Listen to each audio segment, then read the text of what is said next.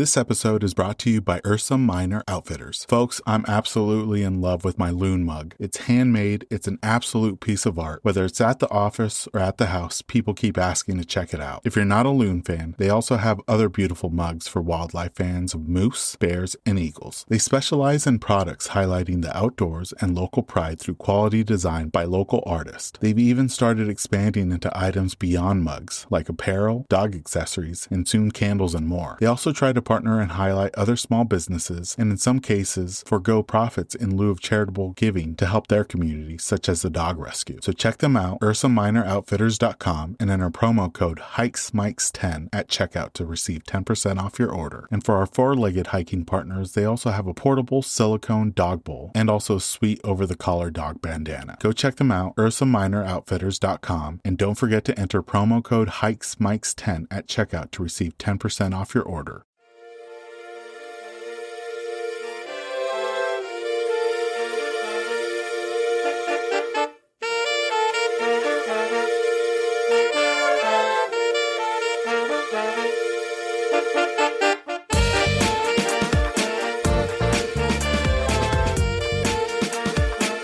Welcome everyone to the latest episode of the Hikes and Mikes podcast. I'm your host Ivan, and each week I'll be chatting with some amazing hikers from across the United States and abroad. Spring has finally arrived in the Pacific Northwest, and soon I'll be hitting the trails to record short-form episodes with hikers I meet along the way. Look out for those episodes to drop sometime in June for Season 3. In the meantime, we'll be asking some of your favorite hikers about their experiences and adventures. We always finish the episode off with a round of this or that questions all related to hiking. We have an amazing father and son duo on today's episode. JB and Mike have been showcasing the beauty of the Southwest on their Instagram feed. You can follow them at The Rugged Outdoorsmen. I had such a fun time chatting with both JB and Mike on this episode. We speak about the Valley of the Fire State Park, their adventure rig, Hercules, and exploring mine shafts. Without further ado, let's jump into this episode with our guests, The Rugged Outdoorsmen.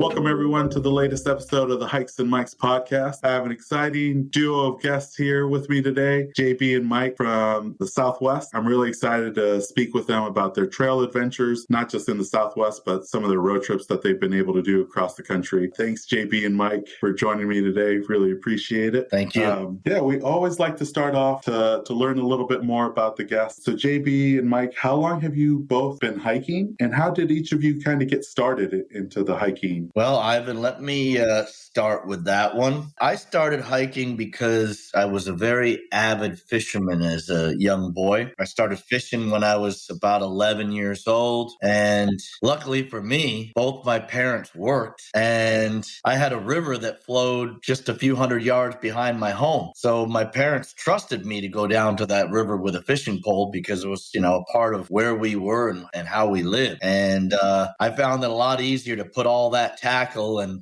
some water and a few snacks in a backpack and throw it on my back than to try to carry it in my hands. And so I had a fishing pole in one hand and a backpack slung over my shoulders, and the fishing turned into a lot of hiking. And I really began to explore up and down that river. And, when I say that, there were days when I went for miles, and I started doing that when I was about Michael's age, when I was about 12. And so, the fishing really transformed me into a hiker. So I guess I would say I was about 12 when I got started. Been going ever since, huh? Ever since, that's right. And I started hiking, ever since I could walk, basically. I started walking and I started hiking, and the first hike we did was a hike up Moonshine in the Mountain Mountains. And even to this day, we still do it together. And it just nice. It was an easy hike that anybody could do. Right on. Well, he says that, Ivan. He says Moonshine is an easy hike, but I think I took him the first time. He was probably maybe in the first grade, and it's close to 2,000 feet of elevation gain. I mean, there's my goodness. There's some climbing there. And Yeah. I don't know. I think he got hooked early. Oh, props to you, Mike. The fact that you knocked out a 2,000-foot elevation gain hike in the first grade is impressive. So props to you. Thank you. Yeah, he's a little beast. Yeah. So you guys are based out of the Southwest. So, I feel like the Southwest has exploded in popularity when it comes to hiking in the last decade. How would you guys describe the hiking opportunities in your guys' region? We were drawn to the Southwest because it's so wide open. When you hike on the East Coast, at least where we lived in the Adirondack Mountains, you're underneath the canopy of the trees all the time. And although that's beautiful with the moss on the rocks and the trees, the forest itself is beautiful, but you don't experience any wide open views until you summit. And there's a lot of times when we've summited mountains where the views were so limited, even though we put down so many miles, to get there. And out in the Southwest, it's wide open, and the views, as you climb in elevation, the views continue to change. It's just, it's incredible. It's a different experience. For Mike and JB, what's your favorite region that you've been able to explore in the Southwest? Especially right now in the winter where it's a little cooler out there. For the wintertime, we kind of like to go in Death Valley, California, and hike around California. Because in the wintertime, there's, it's not that hot, and there's much more hiking opportunities. People don't want to go out in the cold. Lots of hiking opportunities for out in the wintertime in California. And how about you, JB? Do you have a favorite region during the winter months? I like it all. I agree with Michael. We've been to Death Valley, I think, 3 times now. There's just so much there. And the wintertime is how you beat the crowds. We don't normally visit national parks in the summertime. We visit them in the winter. In fact, we're discussing going to Arches National Park next week because we know that, one, he's going to be out of regular school, and 2, the crowds just aren't going to be there. And it's like having the park to yourself. So, and talking about parks, one place that, comes up on your guys' feed pretty regularly, and I'm thankful that I've now crossed it off my list, but I actually got a chance this last weekend to go to Valley of Fire State Park, and it exceeded my expectations. For listeners who haven't seen it or haven't visited, Mike, how would you describe Valley of the Fire State Park? Ooh, I would probably describe it as, a place where it's endless. There's every place you look, there's something you can climb. Every place you look, there's a trail you could hike down. It's just, it's amazing. And so many opportunities. If you're not into scrambling, you do hiking. It's really cool. And it seems like you guys have been able to explore different areas of that park. Do you guys have a favorite either hike or not geographical, but a certain viewpoint or vista that you guys like to look at or hike to? what did you experience when you went there? That first corner after the sign on the, what would that be, the western entrance, and you see those red rocks, it just took my breath away because you don't see that coming towards the park. Mm-hmm. You get the just regular vegetation and mountains, and then there's just a pocket of color out in the middle of nowhere, and just the different formations, and every corner just kept surprising me, and it just got better and better and better. Here's what we love about the Valley of Fire. The park rangers seem to encourage, silently I should say, but they seem to encourage people to explore. It's not one of those parks where you have to remain on the trail. They encourage people to go out and experience that red sandstone. It's not that we have a particular favorite place. When we go in there, it's generally Michael will say, "Dad, let's pull over and go up in there." And we literally, that's where we coined the term freelance hiking, because probably our first dozen visits to the park, we never stepped foot on a trail. We would just roam to one of the larger red rock formations and begin climbing and scrambling. And, it became a passion, particularly for Mike. Mike, he took to that scrambling right away. Valley of Fire is a beautiful place. You can't describe it. You really have to go. Yeah. We're happy that you went, except that you didn't invite us. That's the problem we have. Yeah, that place, JB and Mike, I've been trying to go to it for the last 3 years, and either weather or flight cancellations have stopped me from going. So thankful to be able to visit it, and I'm already planning on trying to get back there sometime this year and do some more exploring. And JB, you spoke about Mike's climbing abilities, and there's some really good videos and reels on your guys' feed of Mike doing what would you call it, the chimney scaling, where you're just kind of sandwiched between two stones and you're just climbing it up, making it look easy. Is that where you would say you kind of got the passion for climbing, Mike, is Valley of the Fire, or did you start somewhere else? No, I started in Valley of Fire, scrambling the Valley of Fire, maybe walking along maybe a trail or something, and all of a sudden I would see a rock formation I like. I'm like, hey, yeah, let's go up here. And, if we have the chimney up, nothing too hard. And then we kind of started doing it more and more and getting it harder and harder until we got pretty good at it. His deal, Ivan, is when he finds an area that excites him, like you mentioned, the chimney. We'll fool around in there for a couple of hours, just practicing going up and down, climbing it different ways. Free climbing in sandstone. There's not a lot of places you can do that because sandstone can be unpredictable. But in the Valley of Fire, just the way that the rock formations are, you can scramble in that sandstone all day long. It's so much fun. Anyone that just spends time on the trails is truly missing out what that park has to offer. And JB, has there been moments, especially as Mike has progressed in his climbing abilities, where he can start reaching certain destinations that you might not be able to scramble up to? That's funny that you bring that up, because I always tell people that I have to reel him in. I have to continually remind him that you have to have the ability to come back down the same route that you chose to go up, because there might not be an option when you summit. These rock formations are only a couple thousand feet in height, but when you summit one of them, you may not be able to get back down on a different route. So you have to plan on being able to return on the same route you chose to go up. So I reel him in often.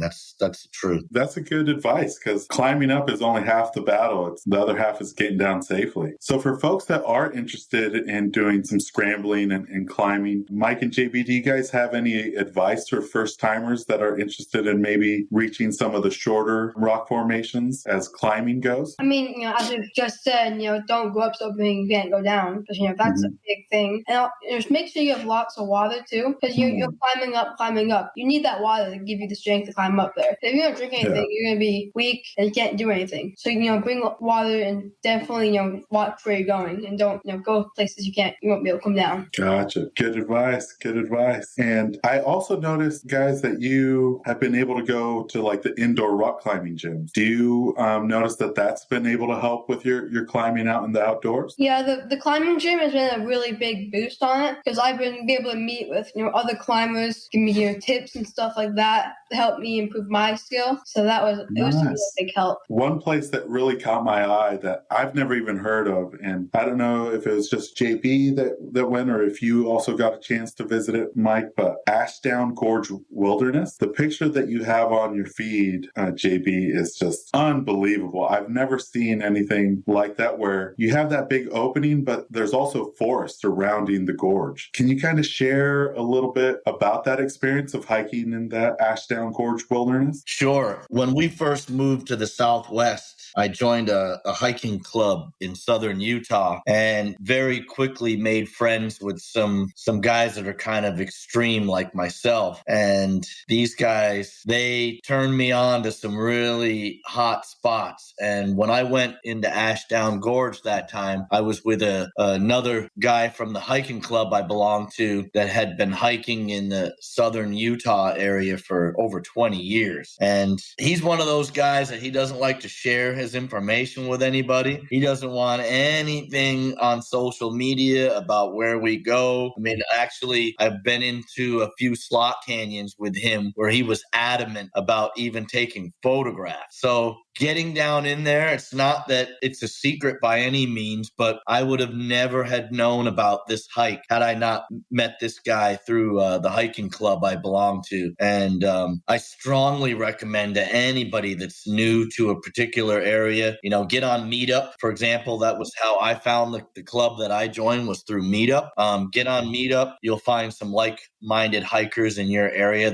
It's very big for hiking clubs. So I have to say that it was an incredible experience. That hike we actually started from the higher elevation. It was a through hike. So we left a vehicle there and left a vehicle at the end of the hike. I want to say that day we probably put down about 15 miles, dropping down into that gorge and then continuing down through an area known as Rattlesnake Creek. And Rattlesnake Creek has a couple of waterfalls that feed into it, actually about 3 miles from the end of the hike. And I brought Mike and his mom back in, and we hiked up to the waterfalls probably about 2 weeks later. Yeah. So nice. Yeah, it was a great experience. I would definitely do that hike again, but I would have never known about it had I not joined that hiking club. Right on. Yeah, some of those well-kept secrets, you got to meet the right person in order to experience it. Exactly. Now, outside of the Southwest, you guys have traveled to some amazing places here in the States. Mike, is there a favorite region outside of the Southwest that you've really enjoyed hiking in and exploring? I really like the Smoky Mountains of Tennessee.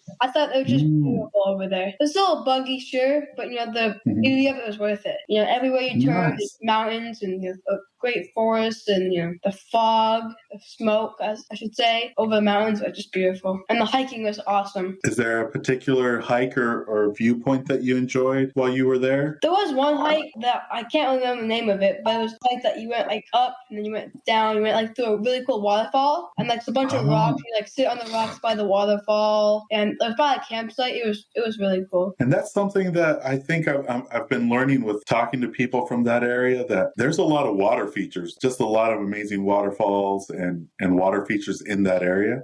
Is that something you experienced as well, as seeing all the different types of waterfalls and creeks and rivers? Yeah, they had different kinds of water features.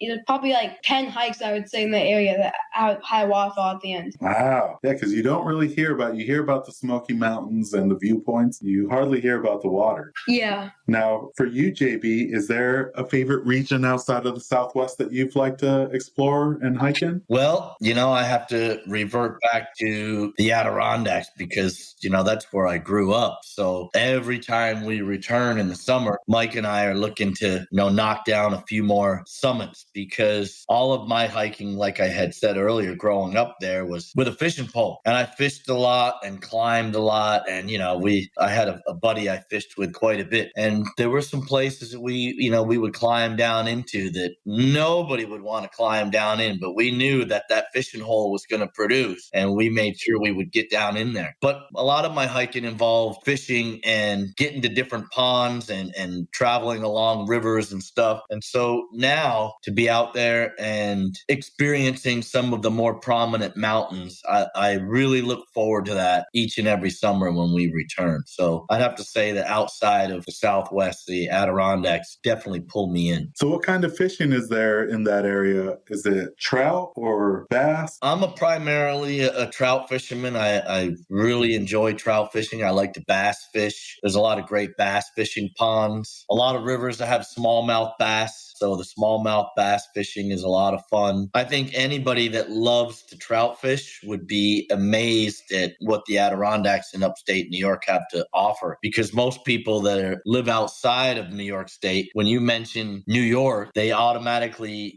assume, New York City and skyscrapers. But New York State is an incredibly large state with, there's over 2,000 lakes, rivers, and streams in the Adirondack Park. A lot of people don't know that. So I strongly suggest if anybody's in New England, they visit upstate New York. And guys, one thing that I learned about this year was the fire tower lookouts. Oh, yeah. In the Adirondack. Have you guys had a chance to experience some of those hikes where you end up in a fire tower? I imagine, Mike, you probably get a chance to climb some of those fire towers. Speaking of the, hike, talking about Broken Moonshine earlier, that's actually a hike that has a fire tower at the top. Oh, okay. So that was, it's a cool by a tower that has all the mountains. Everybody learns a little plaque that shows you which mountains are which. But yeah, we've been to a couple. I think we've been to 2 or 3 in the Adirondacks. We went to one in the Grand Canyon, I believe. Not far from the Grand Canyon. Yeah, it's snowing there. Yeah, we woke up to snow on that trip. It was bad snow. In October. And the cool thing was, though, is that it was snowing, and then you would drive and no snow at all. And the RV would be covered in wet and snow, and it'd be sunny outside. It's like, where'd they come from? Oh, yeah. We were in the high desert. And so when we started driving and dropping down into the low desert, of course, the temperature changes quite quickly. And we're driving around with 1.5 feet of snow on the back bumper, Is that something you guys have been able to get into, is maybe snowshoeing or doing some of those snow hiking activities, whether it's using micro spikes to reach places? Well, when we lived in the Adirondacks and when Michael was younger, we did snowshoeing. We brought snowshoes with us when we went into the San Jacinto Mountains, but we didn't have to use them. Honestly, I don't mind experiencing some snow at the summit, but it's not something that I look for. The snow was something I was looking for. We would have never moved to Nevada. Yeah. Particularly southern Nevada. Yeah. Southern Nevada's got all the snow you'd ever want, and honestly, they can keep that. We have fire lookouts here in Washington State in the Pacific Northwest, but it's really different because they're not too high off the ground. They're normally at a high point, and typically they're on maybe, I don't know, sometimes 2 to 6 feet stilts, and that's about it. But the ones in New York, they're up there. You actually have to climb quite a ways. Do you guys feel comfortable climbing those type of heights in those structures? Because some of them are pretty old, right? Yeah, but that it's been there for a while. Lots of people have gone up it. I didn't really worry about it because if anything was to happen, I just don't think it would happen because it's just been up there for so long. So many people have been up it. If something would have happened, it would have already happened. Stairs in them are extremely steep. Yeah, the stairs run kind of like in a circular pattern inside the framework. The biggest thing is the wind. The winds up there can be phenomenal, and you're in a fire tower that's standing 25-30 feet up above the tree line. The winds get pretty wild, but that's what makes it exciting. And you guys have an amazing adventure rig that helps you get to some of these beautiful locations and hikes that you've been able to experience. Can you share with the listeners a little bit more about the adventure rig, and does it have a name? Yeah, it does. So its name is Hercules. Yeah, so Michael named it Hercules. The motorhome that we had before that, Michael named it Floyd. And Floyd was big and cumbersome. Floyd was 31 feet long, and it was cumbersome. And we weren't able to get into a lot of places we would have preferred to get to. I decided we needed to make something happen here. We needed to try something different. So my wife picked a floor plan for a rig that was 24 feet in length. So we bought a 24-foot Thor Class C motor coach. Then I started to make some modifications to it so we could get to these more difficult destinations. There's a lot of back roads, dirt roads, backcountry byways out here in the Southwest, and the roads are navigable. They're just really rough and rugged. We added a 6-inch lift to the truck. We had it custom built. We had the lift custom made by a company out in California, and we had them install it. We installed off-road tires, 10-ply off-road tires from BF Goodrich. We did a lot of modifications to the rig. We added 2 custom bumpers, some custom nighttime running lights, a 12,000-pound winch. I've got a ton of recovery gear. Knock on wood. It's not a Jeep. And even though I'm a Jeep guy, I think because I'm smart enough to realize I can't drive that Class C motor coach, even with 7.5 inches of additional ground clearance, places where I can take the Jeep. So I haven't had to use any recovery gear yet, and I really want to keep it that way. Yeah. We did a lot of modifications to that truck, and I think that it's been a game changer for us. We're a lot more confident traveling to these lesser known places and, without any issues and without any concerns. So we've done a lot of modifications to that little truck that Michael calls Hercules. And I think it's a good name because, it is a beefy truck. Like the tires that you added to it, the front modifications to add the additional clearance. Like, it definitely looks like it can handle whatever you guys throw at it as far as those southwestern back roads and dirt roads that you guys come across. And one of the places I imagine it helps you get to that I really enjoyed seeing on your guys' feed is some of these mines that you guys have been able to explore. How did that come about on exploring some of these abandoned mines and just going into them and checking them out? Well, we've learned quite a bit about, I guess, the gold rush of the Southwest, let's say, because there are so many mines out here. It's incredible. And in the beginning, because we didn't understand much about it, we would see these mines that go in, 15 or 20 feet and then stop. And not knowing any better, we would think, well, that seems kind of odd. I wonder if there was a cave in or, why does it suddenly stop? But a lot of the prospectors we learned through time, they would find these veins and literally dig these mines by hand. And so it wasn't uncommon for them to go in 10, 15, 20 feet and then move on and, do their prospecting thing and look for, another location. And then when they find these bigger veins, that's when bigger companies would end up coming in and mining deeper and further for whatever the mineral it is that the prospector had found. I guess the big game changer for us was we were on our way to Death Valley, and we don't like to camp at campgrounds. We were talking about our rig. So we're always looking for public lands, Bureau of Land Management, and, camping out in the wild away from everyone else. And Mrs. Rugged, she's our navigator. So she found an area that supposedly had a marble mine. And what we found out later was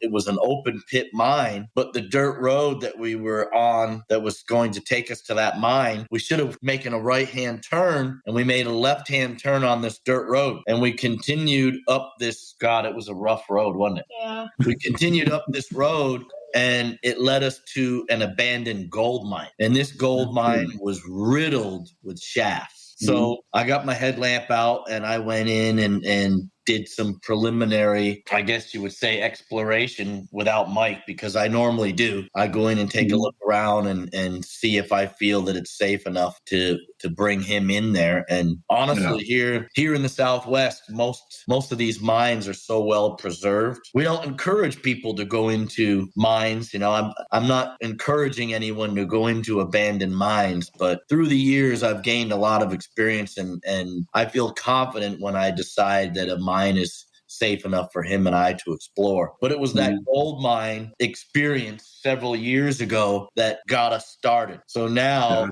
every time we find out about a mine in any area we're planning on camping at or hiking at, we end up at that mine as well. So that mine is a turning point. Yeah. It was a mistake. Were you guys able to reach that marble mine ever? I spent 2 days at this gold mine, and we were supposed to be in Death Valley. So our Death Valley trip got kind of postponed a little bit because when I was just so excited. And then he was the same way. And the missus doesn't care.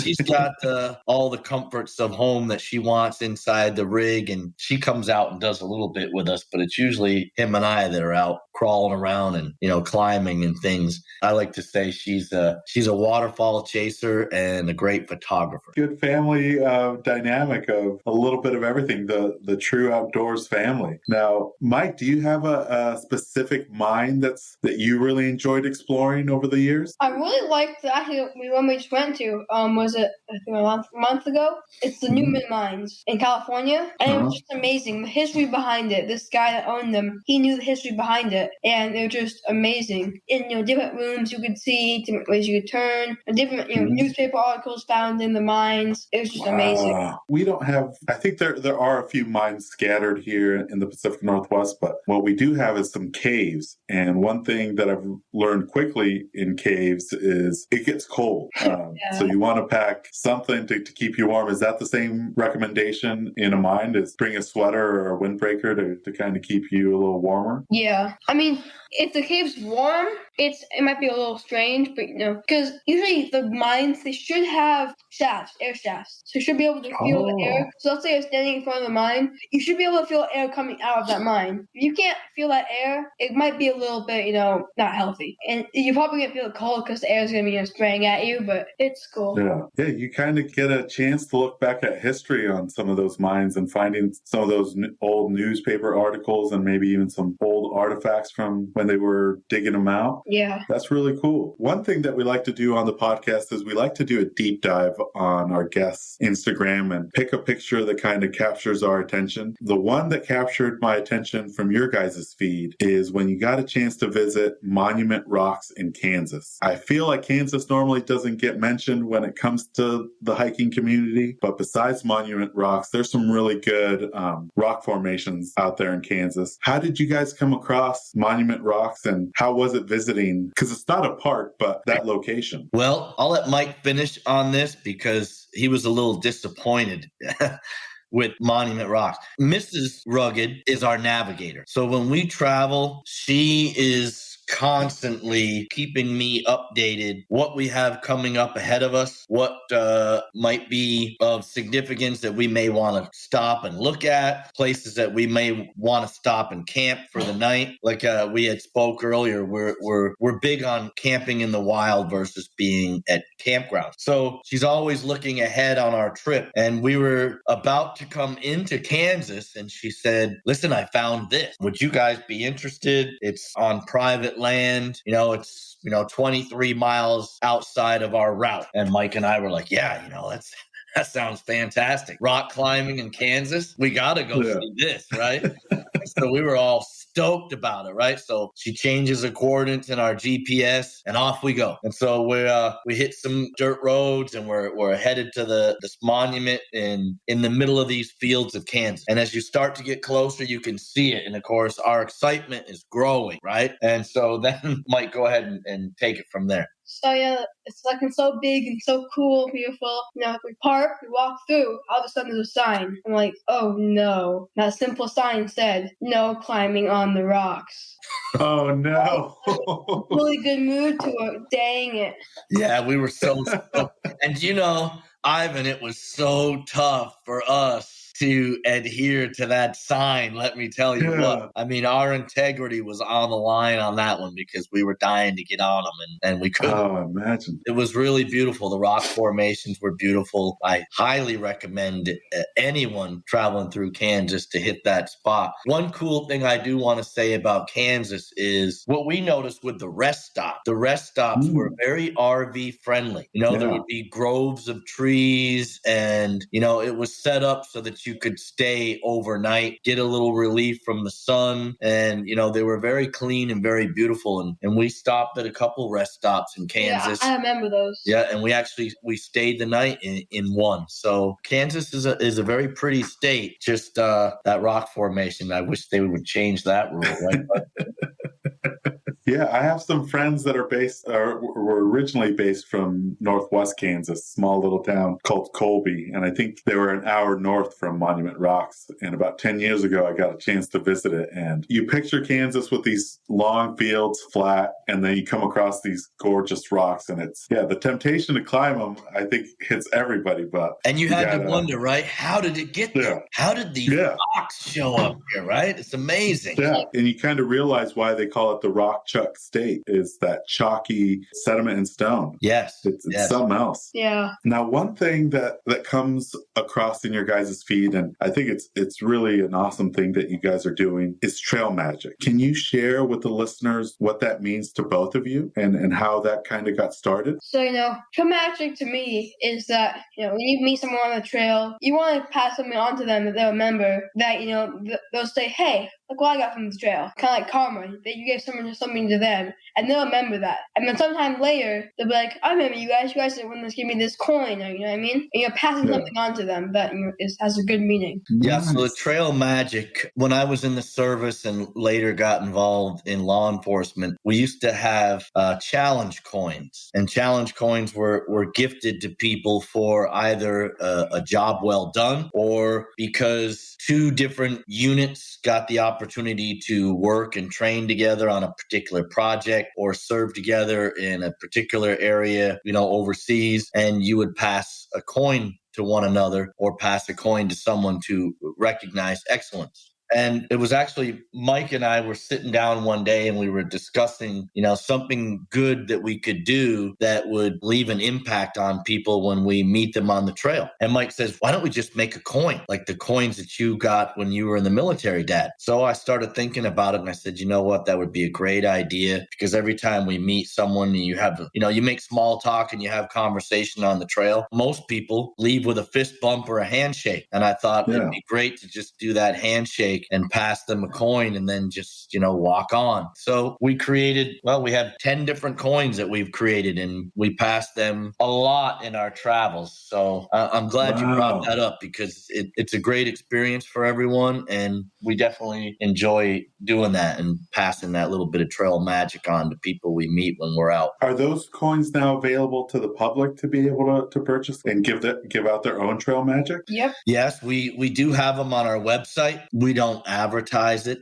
We do have them available because so many people have asked us about them. We just really enjoy passing them to others, but they are available on our website, Ivan, and I'm sure you'll provide that information at the end of the podcast. We'd love to see other people, spreading the magic, as we like to say. Yeah, definitely. No, that's a great thing because, you want to leave no trace. And I know a lot of people get tempted to take rocks and stones that they find, but to be able to pass along something physical from a trail adventure is something really great. And yeah, I hope it continues to grow and, the trail magic just continues to spread. And like you said, you guys are the starting point for some of that trail magic. And then it just continues on with each adventure and each guest. Yes. Now, I feel like a lot of hikers and backpackers have either a summit ritual or an end of the hike routine. Maybe it's a favorite snack or meal, or even some sort of drink or soft drink, or even just a moment of zen. Do each of you have a regular custom or routine that you guys practice when you reach your destination or when you reach a summit? Dad will have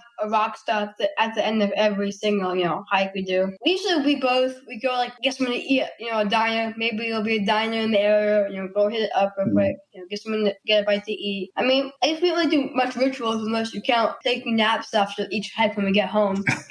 I like that. I think that's everybody's ritual, especially after a grueling hike. Yeah, you take a nice nap later on, huh? Yeah.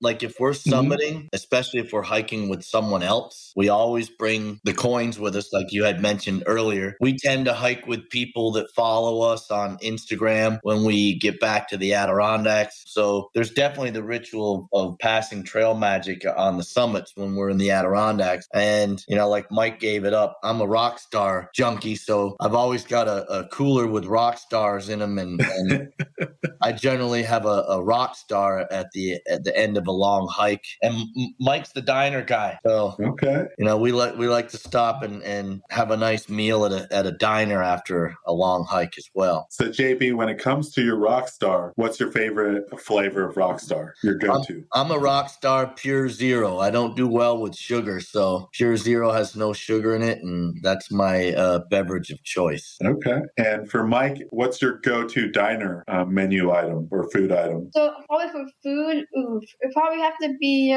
I'm not picky, I'll probably eat anything. But usually I like to get, like a good chili. Usually, a diner, usually diner make pretty good chilies, and I like to try different, diner chilies and just see which one's the best. This kid, I like to go to diners and have me some chili. So.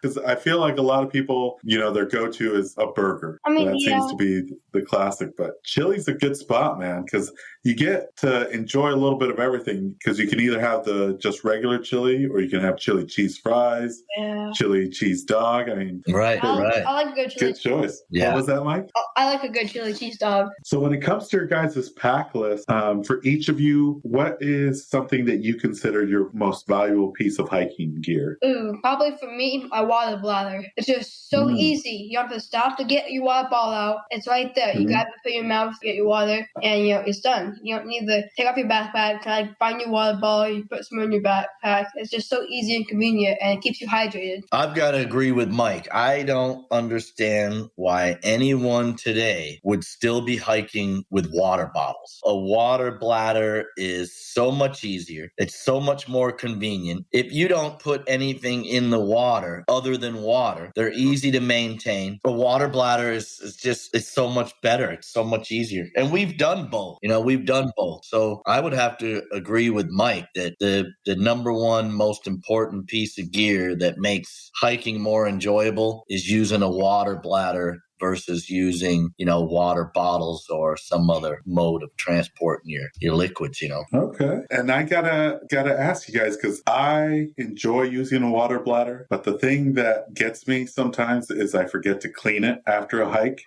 When I go for my next hike, it's dirty and I don't have enough time to clean it, so then I'll pack a water bottle. What's your go-to way of cleaning your guys' bladders? As soon as we return from a hike, I empty them. There are kits out there where you have an insert that you slide into the water bladder so that it can air dry properly. So as soon as I get home, I disconnect the hose, I dump the water out, I blow the hose out, and I put that dryer mechanism inside the bladder, and I'm done. If you have a water bottle, I would imagine that most people that use water bottles on a regular, they dump it out or let it air dry or, put it in the dishwasher, hand wash it, what have you. So what we've found is as long as you empty it out right away and throw that dryer in there, you never have any problem. Good tip, guys. Now, the one thing that I've seen, especially in the last couple of years that have come out, and I don't know if you've been able to use it, is now they're selling tablets that's supposed to clean the water bladder. You kind of just toss it in with water, shake it about, and I don't know if it disinfects it, but it's supposed to clean it. Have you guys used any of those products? We've had them. One of the kits that I purchased came with some of those tablets. Honestly, I haven't felt the need to use it because we don't add anything to the water. So we're putting clean water in the bladder, we're dumping clean water out,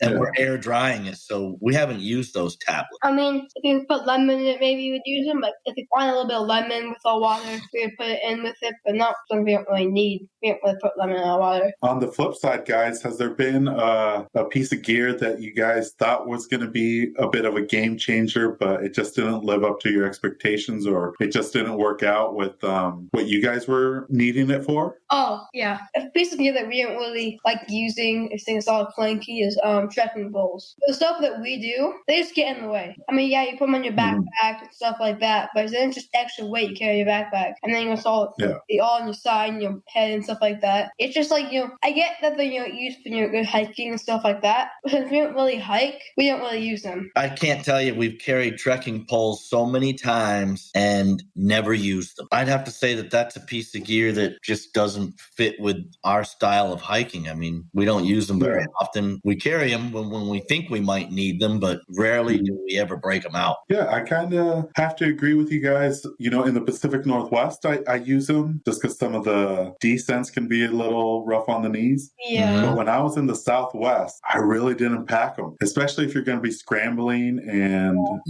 climbing. They kind of get in the way. You guys are right. Now, throughout all your adventures and all your hikes across the states, has there been any close calls, whether it's possibly getting lost for a little bit of time, or maybe an unexpected wildlife encounter that caught you by surprise? Or I imagine in the Southwest, Mother Nature, those monsoons can kind of creep up on you. Have you guys had any experiences like those? I've had a very bad close call. Me and Dad, having fun, kind of competitive, you know what I mean? On trail, want to see, if you see a split tunnels, we'll see who can go to the end of the tunnel first. But we did that, and I tripped on a rock, and a metal bolt fractured my skull. Yeah. Oh, wow. It was actually a couple months ago, but yeah, that's probably the biggest close call we've ever had. But wow. Yeah. JB, did you have to carry him out? As soon as I fell to the ground, he got up my head, and then we went to the ER. I always carry a full first aid kit. I mean, I carry too much gear. My pack generally weighs about 25 pounds, and I carry all that gear because of him.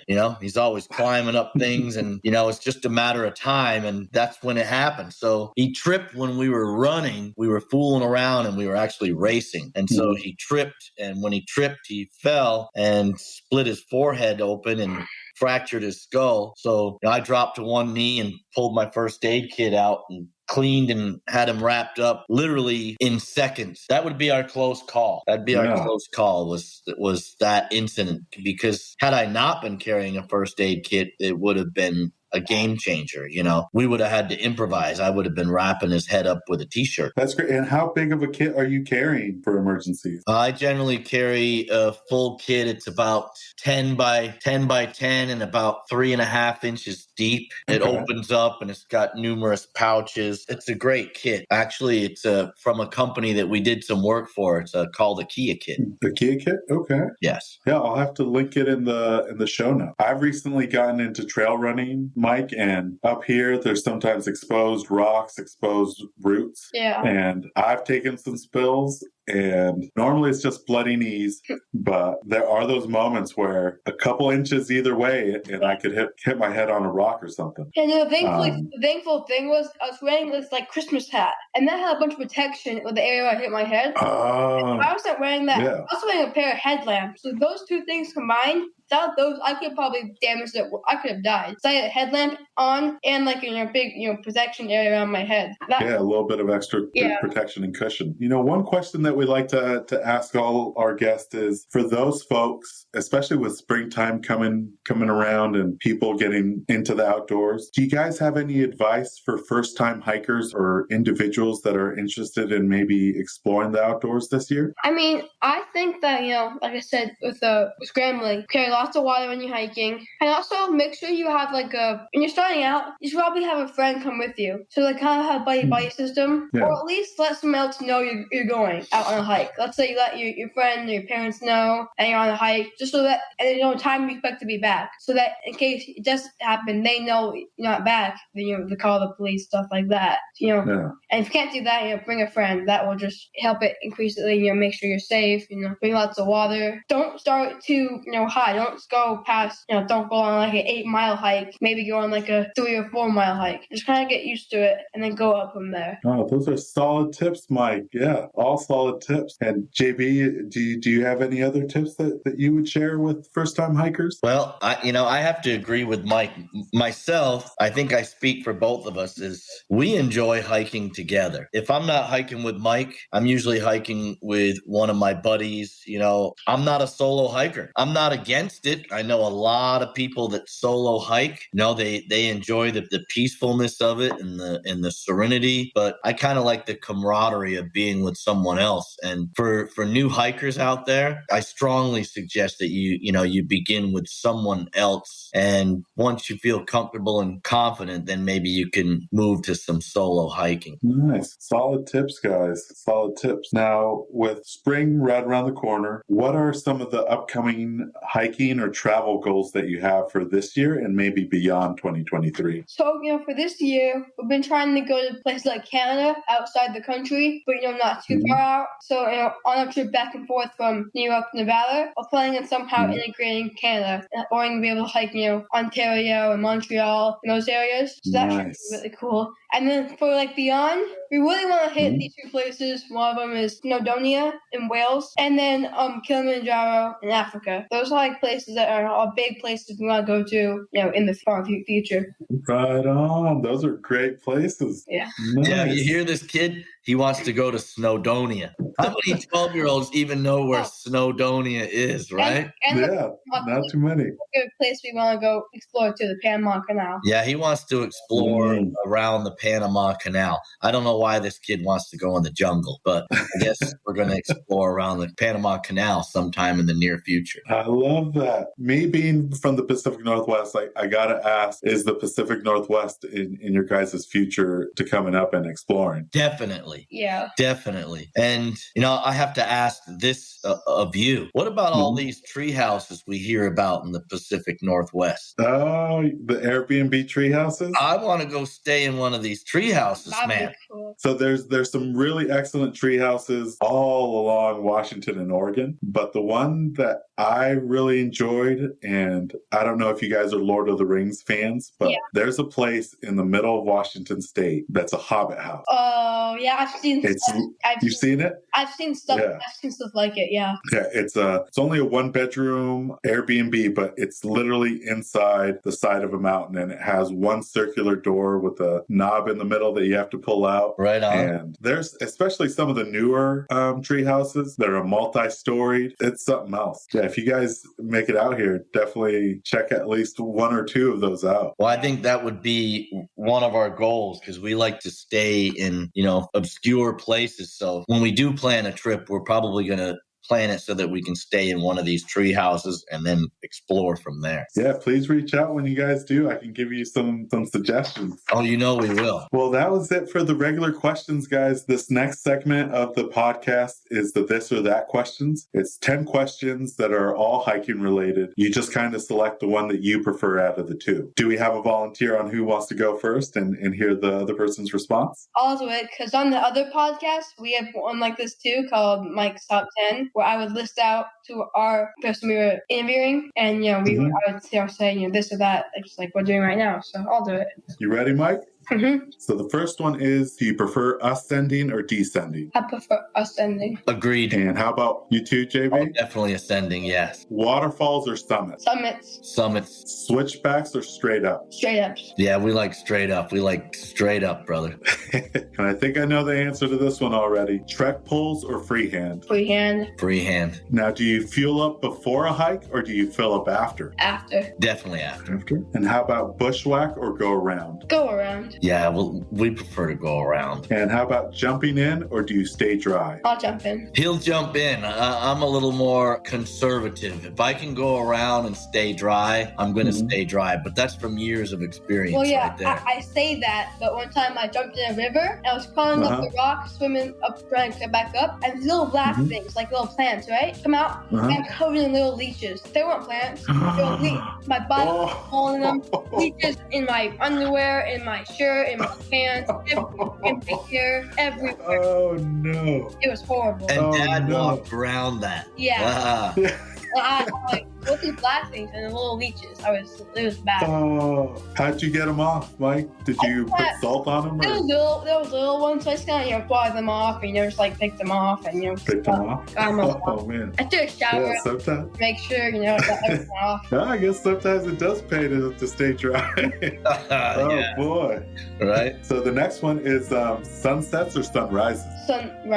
Sunrise. Spring flowers or fall colors. Spring flowers. Spring. And do you tag a hike on social media or do you not tag a hike? It depends, but normally we tag a hike. Yeah, we normally, if we don't describe it, in detail, if someone were to ask us, we definitely share the information. Awesome, guys. But you guys were pretty similar on the answers, except for the jump in or stay dry. Yeah, really, really enjoyed talking with you guys. Now, for listeners that want to follow you and see your upcoming adventures and some of your previous adventures, where can they find you guys online? Well, our Instagram account is at The Rugged Outdoorsman, and that's Outdoorsmen, plural, MEN. We post pretty regular, pretty much everything that we do together. We share on social media with our friends and followers. So we can be found through Instagram. You can find us on our website and learn a little bit about some of our sponsors. Our website is www.theruggedoutdoorsman.com. And we also have a Facebook page that we have integrated with our website and our Instagram, which is The Rugged Outdoorsman. Outdoorsmen as well. I'll be sure to link those in the episode notes as well, guys. Well, thank you both for joining me.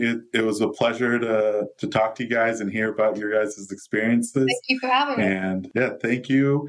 And, keep spreading that trail magic, guys. I really like what you're doing. And yeah, if you guys ever make it up to the Pacific Northwest, let me know. And all right. I got some good rock climbing spots for you, Mike. Now we're going to have to reach out to you now. We're going to have to find out about this, Ivan. We're not known for slot canyons, Mike, but I found a slot canyon that leads you to an amazing rock climbing wall out in the middle of nowhere, Washington. So if you guys make it out. Yes. Definitely. All right. Well, thanks, guys. Appreciate it. Thank you very much for having us on. This has been a great time. And, we look forward to hopefully meeting in person sometime soon. Definitely. Thanks, Mike and JB. Thank you. Thank you. Thank you once again to JB and Mike for joining us on this episode of the Hikes and Mikes podcast. Be sure to follow them on Instagram and Facebook to keep up with their latest hiking adventures. You can find them at The Rugged Outdoorsman. Also, check out their website, www.theruggedoutdoorsman.com. Be sure to check out the episode show notes for all the links. We'll be putting out new episodes every week throughout the spring. Please be sure to like and subscribe to not miss out on those. Also, follow us on Instagram at Hikes and Mikes. Catch you on the next one. This episode's music was created by Ketsa. Follow him on Instagram at Ketsa Music.